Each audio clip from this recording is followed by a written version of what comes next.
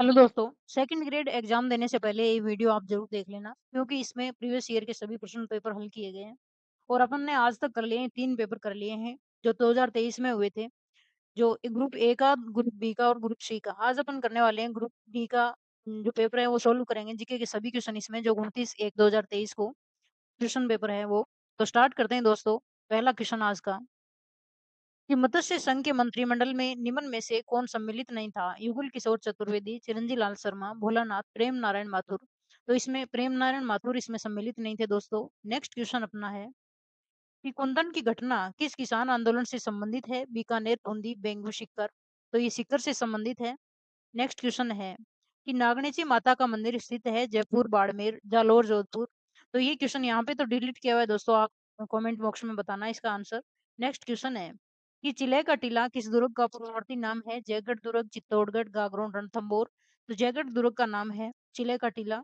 Next question है निम्नलिखित में से वह कौन सा चित्रकार है जिसका बीकानेर चित्रशैली से संबंध नहीं है? अली रजा, हमीद, अहमद, साहिबराम। साहिबराम का संबंध नहीं है जबकि बीकानेर चित्रशैली में अली रजा, हमीद और अहमद बिलोंग करते हैं। नेक्स्ट क्वेश्चन है कि निम्नलिखित आभूषणों की सूची में कान में पहने जाने वाले आभूषण को चिन्हित कीजिए। तो इसमें सुरलिया, मटर माला, तकिया, मुंदड़ी। सुरलिया कान में पहना जाता है दोस्तों। नेक्स्ट क्वेश्चन अपना है कि शंकरिया नृत्य संबंधित है, किससे संबंधित है? बिलों से, गरासियों से, कालबेलियों से या फिर गुर्जरों से? तो कालबेलियों से संबंधित है। नेक्स्ट क्वेश्चन है आगे कि नेमिनाथ बारहमासा के रचयिता हैं सुमति गणी, पल्लहन, राजशेखर सूरी, जिंदत सूरी। तो इसमें आंसर है दोस्तों पल्लहन, नेमिनाथ बारहमासा के रचयिता। नेक्स्ट क्वेश्चन है कि चारण चर्चाएं से क्या अभिप्राय है? करणी माता की संस्तुतियां, चारण लोकगीत या फिर आख्याएं या फिर चारण उत्सव। तो इसमें आती हैं दोस्तों करणी माता की संस्तुतियां शामिल की जाती हैं चारण चर्चाएं में। नेक्स्ट क्वेश्चन है कि राजस्थान का राज्यपाल किसी पद की शपथ नहीं दिलाता है? उच्च न्यायालय के न्यायाधीश को, विधानसभा के अध्यक्ष को, राजस्थान विधानसभा के सदस्य को या फिर राज्य के मंत्री को?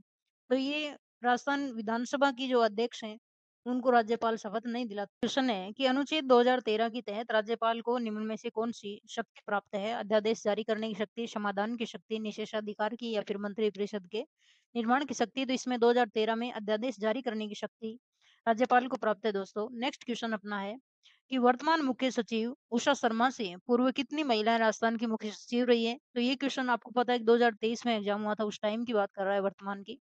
1, 2, 3 या फिर 10। तो इनसे पहले एक महिला सचिव रही थी राजस्थान की। नेक्स्ट क्वेश्चन है कि राजस्थान लोक सेवा आयोग अपना वार्षिक प्रतिवेदन प्रस्तुत करता है भारत के राष्ट्रपति को, राजस्थान के राज्यपाल को, राजस्थान की राज्य विधानसभा को या फिर लोक संघ लोक सेवा आयोग को? तो इसमें आंसर होगा दोस्तों राजस्थान के राज्यपाल को। नेक्स्ट क्वेश्चन आता है राजस्थान लोक सेवा आयोग के संबंध में निम्नलिखित में से कौन सा कथन सही है? तो इसमें ऑप्शन दिए हुए हैं सही के, तो इसमें सी ऑप्शन सही माना है दोस्तों कि राजस्थान लोक सेवा आयोग का सदस्य 6 वर्ष तक की अवधि तक या 62 वर्ष की आयु तक प्राप्त कर लेने तक इनमें से जो पहले अपना पद धारण करेगा, ये इसमें सही माना गया है। बाकी ऑप्शन इसके गलत माने गए थे दोस्तों। नेक्स्ट क्वेश्चन है कि राजस्थान राज्य मानवाधिकार आयोग के संबंध में निम्नलिखित में से कौन सा कथन सही नहीं है? ये क्वेश्चन डिलीट हुआ है दोस्तों, ठीक है ना। इसमें से ऑप्शन बता दूं आपको कि किसी लोक सेवक द्वारा मानवाधिकार का उल्लंघन करने पर आयोग उसके जांच की शक्ति रखता है। मानवाधिकार आयोग उच्च शक्ति प्राप्त एक स्वायत्त शासी निगरानी निकाय है जो अपनी सत्ता मानवाधिकार संरक्षण अधिनियम 1993 से प्राप्त करता है, या फिर केवल उसी उच्च न्यायालय का पूर्व मुख्य न्यायाधीश ही राजस्थान राज्य मानवाधिकार आयोग का अध्यक्ष नियुक्त किया जा सकता है, या फिर आयोग की अपनी एक निरीक्षण एजेंसी है जिसकी अध्यक्षता एक पुलिस अधिकारी द्वारा की जाती है। तो इस प्रकार के ऑप्शन इसमें आए थे दोस्तों। नेक्स्ट क्वेश्चन अपना है कि निम्नलिखित में से भारत के संविधान का कौन सा प्रावधान पंचायती राज से संबंधित नहीं है? अनुच्छेद 243, 40, 41 या फिर 11वीं अनुसूची? तो अनुच्छेद जो 41 है वो भारत जो पंचायती राज है उससे संबंधित नहीं है, जबकि 243, 40 या फिर 11वीं अनुसूची पंचायती राज से संबंधित है दोस्तों। नेक्स्ट क्वेश्चन है कि राजस्थान विधानसभा की कार्य मंत्रणा समिति का अध्यक्ष कौन होगा? विधानसभा अध्यक्ष, विधानसभा का नेता या फिर विपक्ष का नेता या फिर सदस्य सदन का कोई सदस्य जिसे स्पीकर नियुक्त करे? तो इसमें राजस्थान विधानसभा के अध्यक्ष होंगे दोस्तों कार्य मंत्रणा समिति के अध्यक्ष। नेक्स्ट क्वेश्चन है 15वीं राजस्थान विधानसभा का प्रोटेम स्पीकर कौन था? गुलाब चंद कटारिया, भंवरलाल शर्मा, कैलाश त्रिवेदी, महेश जोशी। तो गुलाब चंद कटारिया जो है वो 15वीं राजस्थान विधानसभा की प्रोटेम स्पीकर थे। नेक्स्ट क्वेश्चन है कि राजस्थान विधानसभा में अंतिम बार किस वर्ष अविश्वास प्रस्ताव प्रस्तुत किया गया था? 1993, 2009, 1985, 2018। तो 1985 में अंतिम बार अविश्वास प्रस्ताव पारित किया गया था दोस्तों राजस्थान की विधानसभा में। नेक्स्ट क्वेश्चन है कि राजस्थान के डेल्फिक खेलों के संबंध में निम्नलिखित कथनों पर विचार करना है। इसमें से सही देखना है दोस्तों अपने को कि 18 से 35 वर्ष की आयु के राजस्थान निवासी इसमें भाग ले सकते हैं। यही ऑप्शन इसका सही माना गया है। दूसरी बात है कि यह 9 से 12 फरवरी 2023 को उदयपुर में आयोजित किया गया था। ये ऑप्शन इसमें गलत माना गया था दोस्तों। नेक्स्ट क्वेश्चन है फिट इंडिया मूवमेंट में राजस्थान ने निम्नलिखित में से कौन सा स्थान प्राप्त किया? पहला, दूसरा, तीसरा, चौथा। तो पहला इन्होंने स्थान प्राप्त किया था दोस्तों। नेक्स्ट क्वेश्चन है कि 2001 की जनगणना की तुलना में जनगणना 2011 में राजस्थान से संबंधित निम्न में से गलत विकल्प चुनना है अपने को कि लिंगानुपात में वृद्धि हुई है, बाल लिंगानुपात घटा है, जनसंख्या घनत्व में कोई बदलाव नहीं हुआ या फिर जनसंख्या दर में कमी आई है। तो इसमें आंसर ये माना गया है कि जनसंख्या घनत्व में कोई बदलाव नहीं हुआ, जबकि जनसंख्या घनत्व में 2001 से 2011 के बीच में बदलाव हुआ था दोस्तों। नेक्स्ट क्वेश्चन है कि राजस्थान सरकार के बेटी बचाओ बेटी पढ़ाओ अभियान 23 की ब्रांड एम्बेसडर कौन है? तो सुनिधि चौहान, अपना तिवारी, पूर्वी चंदेला, अवनी लेखरा। तो अवनी लेखरा है दोस्तों। नेक्स्ट क्वेश्चन है कि निम्नलिखित में से किस आयु वर्ग की महिलाएं उड़ान योजना के अंतर्गत लाभ लेने की पात्र हैं? 10 से 45 वर्ष, 13 से 50 वर्ष, 12 से 45 या फिर 15 से 45। तो इसमें आयु मानी गई है दोस्तों 10 से 45 वर्ष। नेक्स्ट क्वेश्चन है कि राजस्थान की प्रथम हस्तशिल्प नीति के बारे में निम्न में से कौन सा कथन सही नहीं है? तो इसमें सही नहीं है ये तो ये है कि यह मार्च 2025 तक प्रभावी रहेगी। जबकि सही आंसर अपन ऑप्शन देखें इसके कि राजस्थान की पहली हस्तशिल्प नीति 2022 में जारी हुई है, इसका सही है। और इससे आने वाले 5 वर्षों में 50,000 से अधिक नए रोजगार के अवसर मिलेंगे, ये भी है। और विलुप्त होती परंपरागत हस्तकलाओं को पुनर्जीवित करना इसका एक उद्देश्य है, ये भी इसमें शामिल है। नेक्स्ट क्वेश्चन है कि निम्नलिखित में से कौन सा कथन सही नहीं है कि 18वीं राष्ट्रीय जमहूरी राजस्थान के पाली जिले के रोहट के में आयोजित की गई थी? ये तो सही है दोस्तों। फिर 18वीं राष्ट्रीय जमहूरी का ध्येय वाक्य था कि शांति के साथ प्रगति, ये भी सही है। राष्ट्रीय जमहूरी आयोजित करने का अवसर राजस्थान को 67 वर्ष बाद मिला, ये भी है। जबकि राष्ट्रीय जमहूरी 1956 में राजस्थान द्वारा अजमेर में आयोजित की गई थी, ये इसका आंसर है दोस्तों, क्योंकि ये गलत है। नेक्स्ट क्वेश्चन है कि निम्न में से किसे राजस्थानी भाषा का साहित्य अकादमी युवा पुरस्कार 2022 दिया गया? महेंद्र बाणावत, कोमल कोठारी, आशीष पुरोहित, दुलाराम सारण। तो वे थे दोस्तों आशीष पुरोहित। निम्न में से कौन सा बोर्ड गठित करने का प्रस्ताव राजस्थान सरकार द्वारा नहीं किया गया? राजस्थान चर्म शिल्पकला विकास बोर्ड, या फिर राजस्थान राज्य रजक कल्याण बोर्ड, या फिर महात्मा ज्योतिबा फूले बोर्ड, या फिर राजस्थान राज्य सहकारी बोर्ड। तो राजस्थान राज्य सहकारी बोर्ड ऐसा कुछ भी नहीं है। नेक्स्ट क्वेश्चन है कि राजस्थान विधानसभा में डिजिटल म्यूजियम का नाम है, क्या नाम है डिजिटल म्यूजियम का? तो इसका नाम है पॉलिटिकल नैरेटिव म्यूजियम। राजस्थान विधानसभा में डिजिटल म्यूजियम है दोस्तों ये। नेक्स्ट क्वेश्चन है कि विश्व की लगभग कितने प्रतिशत जनसंख्या उत्तरी गोलार्ध में निवास करती है? तो विश्व की 60%, 80%, 70 या फिर 90% जनसंख्या है वो उत्तरी गोलार्ध में निवास करती है दोस्तों, वर्ल्ड की। नेक्स्ट क्वेश्चन है कि निम्नलिखित को सुमेलित कीजिए और नीचे दिए गए घटकों को सही उत्तर को चयन करना है अपने को। तो इसमें जो गेलापेगोस, एक तरफ द्वीप दिए हुए हैं और एक तरफ महासागर दिए हुए हैं। इनमें देखना है कि गेलापेगोस जो द्वीप है वो है प्रशांत महासागर, फिर कनारी जो द्वीप है वो है अंध महासागर, और डियागो ग्राशिया जो है वो है हिंद महासागर, और न्यू साइबेरियन द्वीप है वो है आर्कटिक महासागर। इस प्रकार से मिलान था दोस्तों इसका। नेक्स्ट क्वेश्चन है कि निम्नलिखित में से कौन सी एक भूमंडलीय पवन हवा नहीं है? भूमंडलीय पवन या फिर हवा नहीं है ये, मतलब व्यापारिक हवाएं, कछुआ हवाएं, मानसूनी या फिर ध्रुवीय हवाएं। तो जो मानसूनी हवाएं हैं वो भूमंडलीय पवन नहीं है दोस्तों। नेक्स्ट है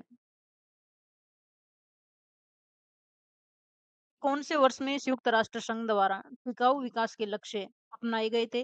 2014, 15, 16, 17 में, यानी 2015 में अपनाए गए थे दोस्तों। नेक्स्ट क्वेश्चन है जनसंख्या प्रवसन जनसंख्या प्रवसन नियंत्रण हेतु किस देश ने त्वचा के रंग के आधार पर नीति अपनाई थी? कनाडा, दक्षिण अफ्रीका, संयुक्त राज्य अमेरिका, ऑस्ट्रेलिया। ऑस्ट्रेलिया ने अपनाई थी दोस्तों। नेक्स्ट क्वेश्चन आता है कि पूर्वांचल हिमालय की निम्नलिखित पहाड़ियों को सही क्रम में उत्तर से दक्षिण में अपने को व्यवस्थित करना है दोस्तों। उत्तर में है पटकोई, फिर आती है दोस्तों नागा, और फिर है वेरिल, और फिर आती है मीजो पहाड़ियाँ। इस प्रकार से ये उत्तर से दक्षिण पूर्वांचल जो हिमालय है उसकी पहाड़ियों का क्रम है दोस्तों। नेक्स्ट क्वेश्चन है कि उत्तर पूर्व मानसून के माध्यम से भारत में अक्टूबर से दिसंबर महीनों के मध्य लगभग 75 सेमी की उच्चतम मौसमी वर्षा होती है। कोंकण तट के सहारे, मालाबार तट के सहारे, कोरोमंडल के सहारे या फिर उत्तरी सरकार तट के सहारे। तो इसमें कोरोमंडल तट के सहारे 75 सेमी की वर्षा होती है दोस्तों, मौसमी वर्षा यहाँ पे। नेक्स्ट क्वेश्चन है कि पेन गंगा और वेन गंगा सहायक नदियां हैं किसकी हैं? गोमती की, महानदी, गोदावरी या फिर यमुना की? तो ये गोमती की सहायक नदियां हैं दोस्तों, पेन गंगा और वेन गंगा। नेक्स्ट क्वेश्चन आता है कि सुंदरी एक महत्वपूर्ण प्रजाति है उष्णकटिबंधीय पतझड़ वनों की, उष्णकटिबंधीय कंटीले वनों की, मैग्रोव वन की, ऊंचे पर्वतीय वनों की? तो ये मैग्रोव जो वन है उनकी महत्वपूर्ण प्रजाति है दोस्तों। नेक्स्ट क्वेश्चन है कि निम्नलिखित में से कौन सा पश्चिमी भारत का तटीय तेल क्षेत्र नहीं है? मुंबई हाई, बसीन, अलियावेट या फिर अंकलेश्वर? तो इसमें अंकलेश्वर नहीं है दोस्तों, जबकि मुंबई हाई, बसीन और जो अलियावेट है वो तेल के क्षेत्र हैं। नेक्स्ट क्वेश्चन है कि भारत में खाद्य तेलों के उत्पादन के संदर्भ में निम्न में से कौन सा सही है? तो इसमें सही पूछा है दोस्तों, तो अपन देखें इसके ए और बी ऑप्शन में दिए हुए हैं उसके। तो भारत विश्व में वनस्पति तेलों का नंबर 1 आयातक और दूसरा सर्वाधिक उपभोग करने वाला है। ये सही है। अगस्त 2021 में भारत में खाद्य तेलों की उपलब्धता को बढ़ाने के लिए खाद्य तेलों पर राष्ट्रीय मिशन ऑयल पाम का शुभारंभ किया गया था। ये भी सही है। इसमें दोनों ऑप्शन सही माने गए थे दोस्तों। नेक्स्ट क्वेश्चन अपना आता है कि आर्थिक सर्वेक्षण 2021-22 के अनुसार निम्नलिखित में से कौन सा कथन भारतीय दवा उद्योग के बारे में सही है? तो ये पूछा है इसने कि भारतीय फार्मास्यूटिकल उद्योग उत्पादन मात्रा के विश्व में तीसरे स्थान पे है। भारत वैश्विक आपूर्ति में 30% हिस्सेदारी के साथ जेनरिक दवाओं का दूसरा सबसे बड़ा आपूर्ति करता है। तो इसमें केवल ए सही माना है दोस्तों, जबकि दूसरा नहीं है। नेक्स्ट क्वेश्चन है कि निम्नलिखित में से कौन सा कथन सही है? इसमें भी सही कथन पूछा है इन्होंने कि चंडीगढ़ ने जीएसवीए में सेवाओं की उच्चतम हिस्सेदारी को अंकित किया, जबकि सिक्किम भारत के सभी केंद्र शासित प्रदेशों में वर्ष 2020-21 के दौरान सबसे कम रहा। फिर इसमें दूसरा ऑप्शन दिया हुआ है दोस्तों कि भारत के सभी राज्यों में वर्ष 2020-21 के दौरान जीएसवीए सेवाओं में महाराष्ट्र, कर्नाटक शीर्ष 2 योगदान करता है। तो इसमें दोनों सही बताए गए हैं दोस्तों। नेक्स्ट क्वेश्चन है कि निम्नलिखित में से किस क्षेत्र ने 2020-21 और 2021-22 के दौरान उच्चतम एफडीआई इक्विटी अंतर्वाहक आकर्षित किया? ऑटोमोबाइल उद्योग ने, कंप्यूटर सॉफ्टवेयर या हार्डवेयर ने, या फिर टेलीकम्युनिकेशन ने, या फिर सेवा क्षेत्र ने? तो इसमें आता है दोस्तों कंप्यूटर सॉफ्टवेयर और हार्डवेयर ने। नेक्स्ट क्वेश्चन है कि निम्न में से कौन सा देश भारत का 2021-22 में सबसे बड़ा व्यापार का साझेदार रहा? तो इसमें संयुक्त राज्य अमेरिका 21-22 में सबसे बड़ा साझेदार रहा था भारत का। नेक्स्ट क्वेश्चन है अपना कि 1935 के अधिनियम द्वारा निम्न में से किस व्यवस्था को समाप्त किया गया? सांप्रदायिक निर्वाचन, प्रांतीय स्वायत्ता, प्रांतों में द्वैध शासन, भारत सचिव का पद? तो प्रांतों में द्वैध शासन 1935 में समाप्त किया गया था दोस्तों।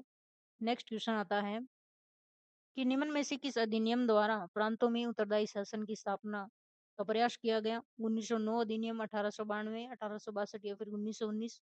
तो 1919 के अधिनियम में ये जो है वो स्थापना का प्रयास किया गया था उत्तरदायी शासन की। नेक्स्ट क्वेश्चन आता है अपना कि निम्नलिखित में से कौन सा भारत में संवैधानिक विकास का सही कालक्रम है? तो इसमें संवैधानिक जो विकास क्रम जिस प्रकार से हुआ था उनका कालक्रम पूछा है दोस्तों।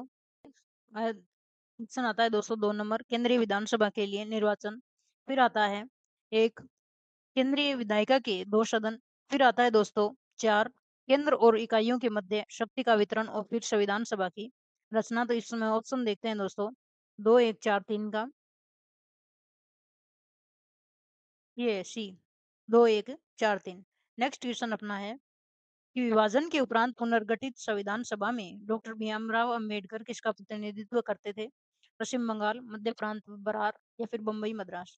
तो ये बम्बई का नेतृत्व करते थे दोस्तों। नेक्स्ट क्वेश्चन आता है अपना कि निम्न में से कौन प्रारूप समिति के सदस्य नहीं थे? अयंगर, शादुल्लाह, मुंशी या फिर मुखर्जी। तो एच.सी. मुखर्जी नहीं थे, जबकि एन.जी. अयंगर, एस.एम. शादुल्ला और के.एम. मुंशी इनके सदस्य थे दोस्तों प्रारूप समिति के। नेक्स्ट क्वेश्चन आता है अपना कि भारत के संविधान का अनुच्छेद 15A राज्यों को अपने नागरिकों के साथ कुछ निश्चित आधारों पर विभेद का प्रतिषेध करता है। इन आधारों में निम्नलिखित में से कौन सा सम्मिलित नहीं है? इसमें कौन सा नहीं है? तो इसमें भाषा नहीं है दोस्तों, जबकि धर्म, नस्ल और जन्म स्थान इसमें शामिल है अनुच्छेद 15A में। नेक्स्ट क्वेश्चन है कि इसमें सूची 1 को सूची 2 से मिलान करना है दोस्तों। तो अनुच्छेद दिए हुए हैं, ठीक है ना? और इसमें उल्लेख दिया हुआ है। तो प्राकृतिक और पर्यावरण की रक्षा और संवर्धन ये दिया हुआ है दोस्तों अनुच्छेद 51A और 7, ठीक है ना? नेक्स्ट फिर है कि सार्वजनिक संपत्ति की सुरक्षा दी हुई है अनुच्छेद 51A और 51A के बाद में यहाँ पे 8। फिर आती है दोस्तों वैज्ञानिक दृष्टिकोण का विकास जो है वो दिया हुआ है अनुच्छेद 51A के 4 में। फिर है देश की रक्षा तो 51A के 9 में दी हुई है दोस्तों। नेक्स्ट क्वेश्चन आता है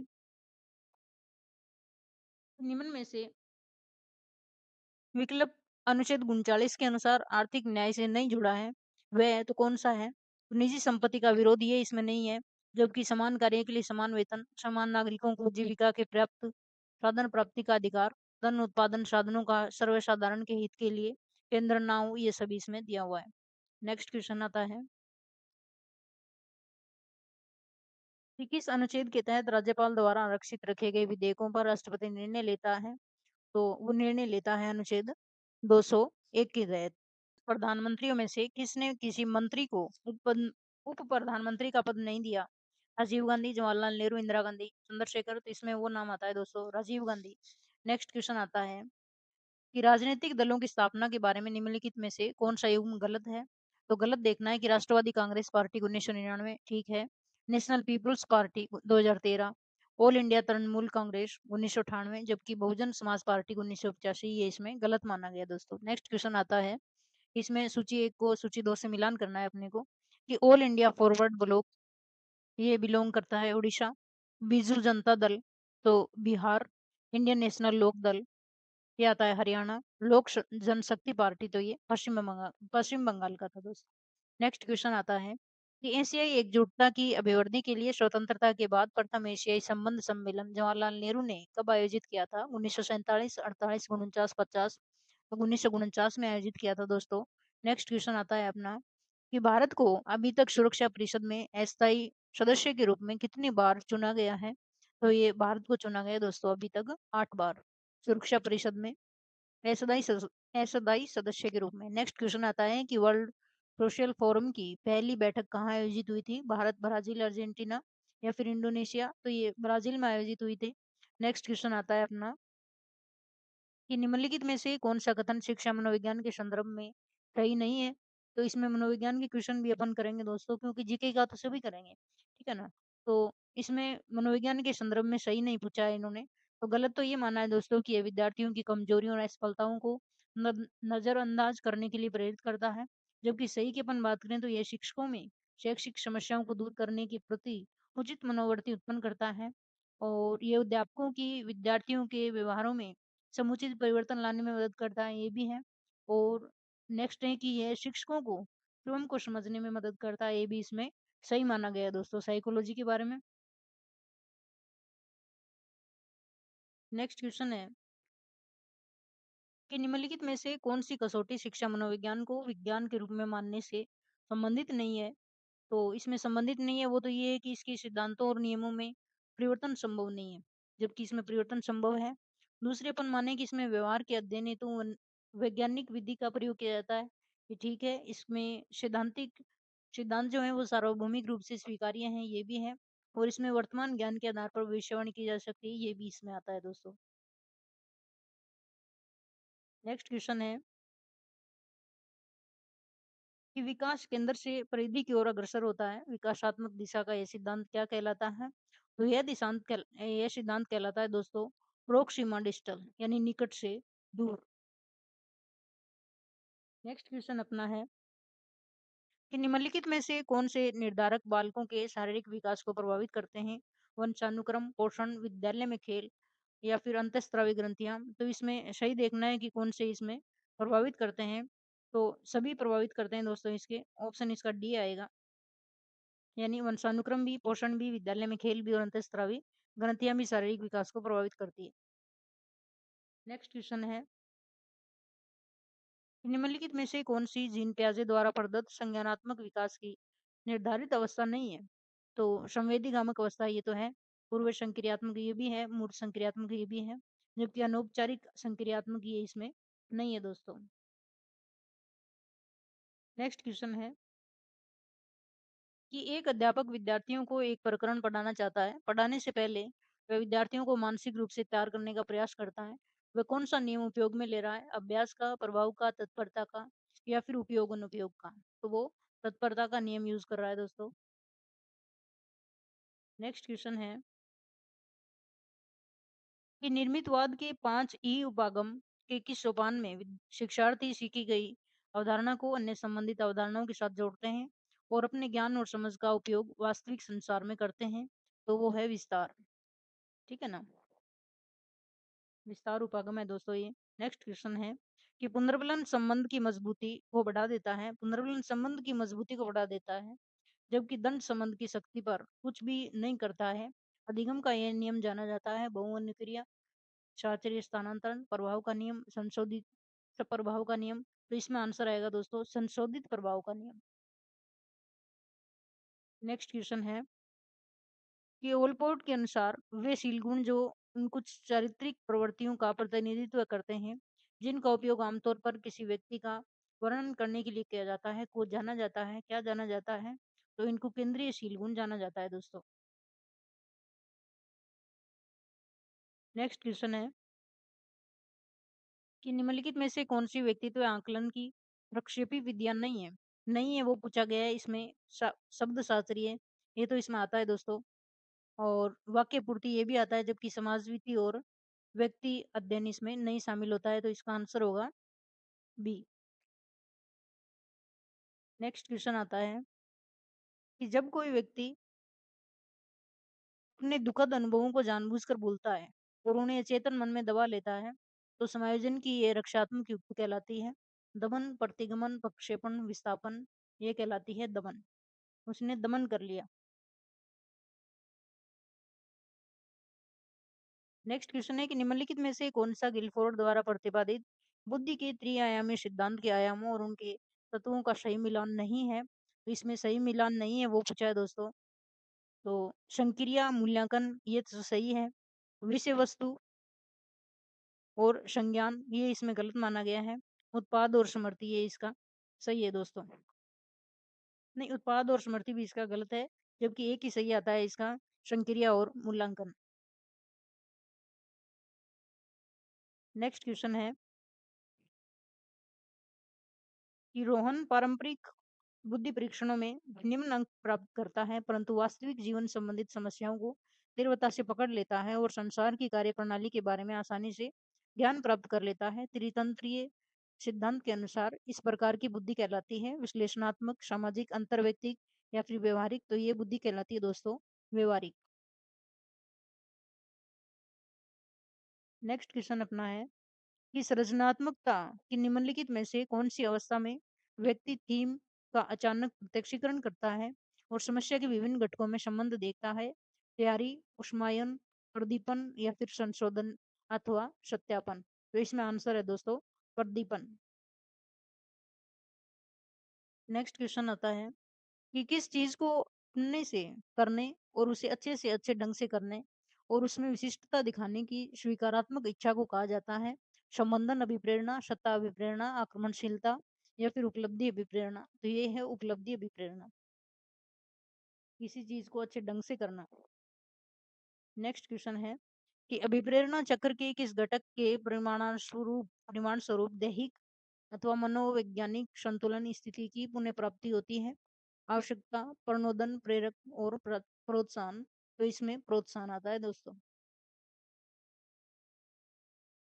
नेक्स्ट क्वेश्चन आता है अपना निम्नलिखित में से कौन सा प्रतिभाशाली बालकों के लिए संवर्धन कार्यक्रम नहीं है? विशिष्ट कक्षाओं का आयोजन, विशेष अध्यापक उपलब्ध कराना, उन्नत कोर्स प्रदान करना, कॉमन कक्षा कक्ष उपलब्ध कराना। तो इसमें कॉमन कक्षा कक्ष उपलब्ध कराना ये इसका प्रतिभाशाली बालकों के लिए संवर्धन कार्यक्रम में नहीं आता है। नेक्स्ट क्वेश्चन है कि आप मंद गति अधिगमकर्ताओं की कक्षा को शिक्षण करवा रहे हैं। निम्नलिखित शिक्षण तकनीकों में से आप किन तकनीकों को अपनाएंगे? सरल शब्दों में निर्देश देंगे, या फिर सर्वदर्शय सामग्री का उपयोग, या फिर मौखिक रूप से अमूर्त विचारों की संस्तुति, या फिर उनके दैहिक जीवन से जुड़ी गतिविधियों का आयोजन। तो इसमें आंसर आएगा दोस्तों बी, यानी 1, 2 और 4 इसमें माने हैं, जबकि 3 कौन सा नहीं माना है? 3 इसमें ये नहीं माना है कि मौखिक रूप से अमूर्त विचारों की प्रस्तुति, ये इसमें नहीं है दोस्तों। कि निम्नलिखित में से कौन सा कथन विवर्ती के संदर्भ में सही नहीं है? विवर्ती जन्मजात होती है, तो ये इसमें सही नहीं है दोस्तों, ठीक है ना। फिर आता है कि अभिवर्ती में संज्ञानात्मक भावात्मक घटक होते हैं किंतु क्रियात्मक या व्यवहारात्मक नहीं, ये भी इसमें सही नहीं माना है। विवर्ती व्यवहार को एक निश्चित दिशा प्रदान करती है, ये इसमें सही माना है। सिर्फ एक ही विवर्ती सदैव सकारात्मक होती है, ये भी इसमें सही नहीं माना है। यानी इसमें आंसर होगा दोस्तों बी, 1, 2 और 4 इसके सही नहीं है, ठीक है ना, अभिवर्ती के बारे में, जबकि एक इसका सही है, 3 नंबर। नेक्स्ट क्वेश्चन है कि किसी विद्यार्थी को खाली समय में हमेशा चित्रकारी करते देखकर यदि एक शिक्षक उस विद्यार्थी की चित्रकारी में रुचि का अनुमान लगाता है, तो यह सुपर का द्वारा वर्गीकृत किस प्रकार की अभिरुचि होगी? व्यक्त, प्रगट, आविष्कारिक या फिर मापित? तो ये प्रकट की हुई अभिरुचि होगी दोस्तों। नेक्स्ट क्वेश्चन है कि बरखान पश्चिमी राजस्थान के कौन से क्षेत्रों में पाए जाते हैं? बरखान जो बालू का स्तूप है वो पूछ रहा है ये। तो इसमें सी ऑप्शन है 1, 2 और 3, यानी ओनसिया जोधपुर, बालेरी चोरू, देशनोक, बीकानेर यहाँ पाए जाते हैं, जबकि दाता रामगढ़ जो शिखर है वहां पे ये नहीं पाए जाते हैं। नेक्स्ट क्वेश्चन आता है अपना कि राजस्थान के निम्नलिखित में से किस जिले में दक्षिण पश्चिम मानसून सामान्यतः है? 1 जुलाई से पूर्व आ जाता है, तो 1 जुलाई से पूर्व कहाँ आ जाता है? वो है दोस्तों पाली, जबकि 1 जुलाई के बाद गंगानगर, बीकानेर, हनुमानगढ़ ये बाद में रह जाते हैं। नेक्स्ट क्वेश्चन आता है अपना कि एक नदी के बारे में निम्नलिखित तथ्यों को पढ़ना है, यानी ये तथ्य पढ़ के हमें बताना है कि वो नदी कौन सी है। तो यह नदी जो है वो कोटड़ा उदयपुर से उद्गम होता है यहाँ पे। हथमती, मेंथा, वेत्रक इनकी सहायक नदियां हैं, और यह नदी राजस्थान में लगभग केवल 45 किलोमीटर है वो प्रभावित होती है। तो ये नदी है दोस्तों साबरमती नदी। साबरमती नदी के बारे में बताया गया है ये। नेक्स्ट क्वेश्चन है कि किन जिलों में मिश्रित पतझड़ वन पाए जाते हैं? तो वो जिले हैं उदयपुर, कोटा, बूंदी, चित्तौड़गढ़। नेक्स्ट क्वेश्चन है दोस्तों कि निम्नलिखित को सम्मिलित करना है, इसमें कुटुंब का सही चयन करना है अपने को। एक तरफ फसल दिए हुए हैं और एक तरफ क्या है प्रमुख उत्पादक जो जिले हैं वो दिए हुए हैं। तो जो गेहूं है वो कहाँ पे? गंगानगर, बाजरा, अलवर, चावल, बूंदी, मक्का, भीलवाड़ा। इसमें अगर आंकड़े चेंज हुए हैं तो भी देख लेना आप, क्योंकि ये 2023 का पेपर है दोस्तों, ठीक है ना। नेक्स्ट क्वेश्चन है कि 19वीं पशुधन गणना 2012 से 20वीं पशुधन गणना 2019 में राजस्थान में पशुधन की कुल संख्या में परिवर्तन है 1.66 की वृद्धि और कमी बताई गई है, फिर 4.2 और 2.66। तो इसमें 1.66% की कमी हुई है दोस्तों, ठीक है ना। नेक्स्ट क्वेश्चन आता है अपना कि 2011 की जनगणना के अनुसार किस जिले में सर्वाधिक ग्रामीण लिंगानुपात है? तो सर्वाधिक ग्रामीण लिंगानुपात है दोस्तों पाली में। नेक्स्ट क्वेश्चन है कि 2001-2011 के दशक के दौरान राजस्थान में न्यूनतम जनसंख्या वृद्धि दर वाले जिलों का सही युग्म है। तो इसमें सही युग्म आता है दोस्तों न्यूनतम वालों का गंगानगर और झुंझुनू। नेक्स्ट क्वेश्चन आता है कि कौन सा सम्मिलित नहीं है? पर्यटन केंद्र दिए हुए हैं और एक स्थिति दी हुई है यहाँ पे। गागरोन किला झालावाड़ सही है, कपिल सरोवर कोलायत सही है, दौलत बाग अजमेर सही है, लालगढ़ किला जो है वो जैसलमेर ये इसमें गलत माना है। नेक्स्ट क्वेश्चन है कि निम्नलिखित में से कौन सी सीमेंट फैक्ट्री चित्तौड़गढ़ जिले में स्थित नहीं है वो है दोस्तों हिंदुस्तान सीमेंट लिमिटेड, जबकि बिरला सीमेंट चित्तौड़ में है, जेके सीमेंट भी है और आदित्य सीमेंट वर्क्स भी है इसमें है। नेक्स्ट क्वेश्चन आता है कि आड़ को किस संस्कृति का प्रमुख केंद्र माना गया है? तांबे के मृत भांड, चांदी के, या फिर लाल काले मृत भांड, या फिर काले मृत भांड। तो यहाँ पे पाए जाते हैं दोस्तों लाल काले मृत भांड। नेक्स्ट क्वेश्चन आता है, निम्नलिखित में से किस प्राचीन सभ्यता में सम्राट अशोक के 2 शिलालेख पाए गए हैं? गणेश्वर, कालीबंगा, बेराट, बेनास, बनास। तो ये बेराट सभ्यता है, यहाँ पे अशोक के 2 शिलालेख पाए गए दोस्तों। नेक्स्ट क्वेश्चन आता है कि मंडोर प्रतिहार वंश के किस शासक से वंशावली प्रारंभ होती है? रज्जिल, हरिश्चंद्र, भोगभट, कंदक। तो इसमें जो आता है दोस्तों रज्जिल से। नेक्स्ट क्वेश्चन आता है अपना कि निम्नलिखित चौहान शासकों में से किस शासक को बिशलदेव के नाम से भी जाना जाता है? विग्रहराज तृतीय, वासुदेव, वाकपतिराज, विग्रहराज चतुर्थ। तो विग्रहराज चतुर्थ का नाम माना गया है दोस्तों बिशलदेव। नेक्स्ट है कि जालोर के चौहान वंश की शाखा का संस्थापक कौन था? अलन, कीर्तिपाल, अजयसी, या फिर कुमार सिन्हा। तो कीर्तिपाल जो थे वो जालोर के चौहानों के संस्थापक माने जाते हैं दोस्तों। नेक्स्ट क्वेश्चन है कि अमीर खुसरो की किस रचना में चित्तौड़ पर अलाउद्दीन खिलजी के आक्रमण का वर्णन आता है? ये क्वेश्चन यहाँ पे तो डिलीट किया हुआ है, आप इसके आंसर दे सकते हैं कमेंट में। तो तारीख अलाई, खजाइनुल फुतूह, इजाज खुसरवी, किरानुल सादीन। नेक्स्ट क्वेश्चन है कि प्राचीन शिलालेखों में जालोर को किस नाम से जाना जाता था? जयगढ़, जलालाबाद, जवालीपुर, खिजराबाद। तो इसका नाम था दोस्तों जवालीपुर। नेक्स्ट क्वेश्चन है कि 1857 के विप्लव के समय निमच में अंग्रेज सैनिक अधिकारी कौन था? Patrick Lawrence, Abbott, Burton, brigadier Holmes. तो कर्नल एबोट थे यहाँ पे निमच में। नेक्स्ट क्वेश्चन आता है कि खातौली के युद्ध में महाराणा सांगा ने किस सुल्तान को पराजित किया था? बाबर, इब्राहिम लोदी, महमूद खिलजी, बहलोल लोदी। तो इब्राहिम लोदी को इन्होंने पराजित किया था दोस्तों। नेक्स्ट है कि राजस्थान मध्य भारत सभा का दूसरा अधिवेशन 1919 ईस्वी में कहाँ संपन्न हुआ? तो दूसरा अधिवेशन हुआ था दोस्तों अमृतसर में। नेक्स्ट क्वेश्चन आता है अपना, नेक्स्ट और लास्ट क्वेश्चन है आज का ये कि 1939 में किशनगढ़ राज्य में प्रजामंडल की स्थापना किसके प्रयत्नों से हुई? तो वो थे कांति चंद्र चौथानी। ठीक है ना। तो ये आज के अपने 100 क्वेश्चन थे दोस्तों इस पेपर के। नेक्स्ट जो है वो प्रश्न पत्र अपन करेंगे नेक्स्ट वीडियो में। आप पहले के जो भी प्रश्न पत्र अपन कर चुके 3 वो आप वीडियो देख लेना प्ले लिस्ट में जाके। जय हिंद, जय भारत। चैनल को सब्सक्राइब लाइक कर देना।